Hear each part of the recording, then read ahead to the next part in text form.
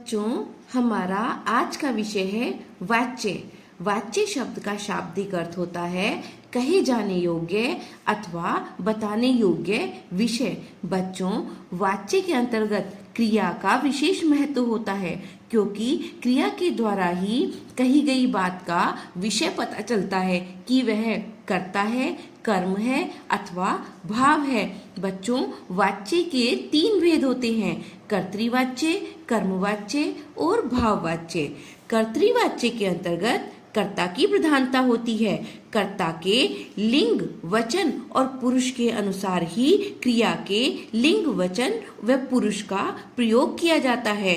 बच्चों, एक बात विशेष ध्यान करने योग्य है कि कर्तृवाच्य में वाक्य सकर्मक तथा अकर्मक दोनों होते हैं। सकर्मक से तात्पर्य ऐसे वाक्य जिनमें कर्म दिया गया हो, और अकर्मक से तात्पर्य ऐसे वाक्य जिनमें कर्म ना हो। जैसे माँ खाना पकाती है। अब माँ खाना अर्थात भोजन को पकाती है, इसलिए यह वाक्य सकर्मक हुआ। और बच्चा सोता है, इसमें सोना सामान्य क्रिया है, अतः बच्चा सोता है अकर्मक वाक्य हुआ। कर्मवाच्य के अंतर्गत कर्म की प्रधानता होती है और क्रिया का प्रयोग वाक्य के कर्म के लिंग, पुरुष व वचन के अनुसार होता है। यह बात ध्यान रखने योग्य है कि कर्मवाच्य के अंतर्गत सभी वाक्य सकर्मक क्रियाओं से युक्त होते हैं। जैसे रीना द्वारा गीत गाया गया। अब रीना के द्वारा गीत को गाया गया, इसलिए यह वाक्य सकर्मक हुआ। और कर्मवाच्य के सभी वाक्य सकर्मक क्रियाओं से युक्त होते हैं। वाच्य का तीसरा प्रकार है भाववाच्य। भाववाच्य के अंतर्गत भाव की प्रधानता होती है और क्रिया का प्रयोग भाव के अनुसार ही किया जाता है। भाववाच्य में ध्यान रखने योग्य बात यह है कि इसमें अकर्मक क्रियाओं का प्रयोग किया जाता है। जैसे पक्षियों से उड़ा जाता है, उड़ने की क्रिया सामान्य है और पक्षियों से उड़ा जाता है अकर्मक क्रिया के अंतर्गत वाक्य का प्रयोग है। भाववाच्य वाक्यों में निषेधात्मक वाक्यों का समावेश किया जाता है।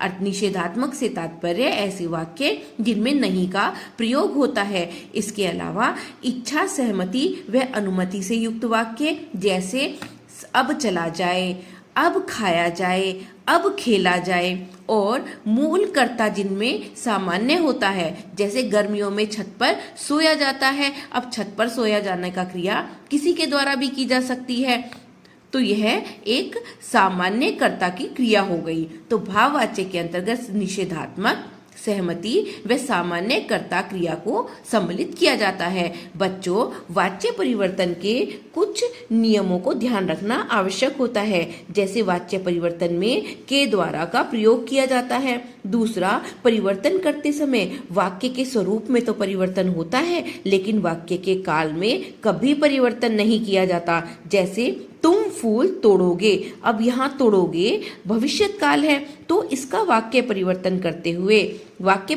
करते समय हमें ध्यान रखना है कि हमें भविष्य काल में ही वाक्य बनाना है, उसका काल हम परिवर्तित नहीं कर सकते। जैसे तुम्हारे द्वारा फूल तोड़ा जाएगा। निष्कर्ष रूप में कर्तृवाच्य जिसमें कर्ता की प्रधानता होती है और वाक्य सकर्मक व अकर्मक दोनों होते हैं।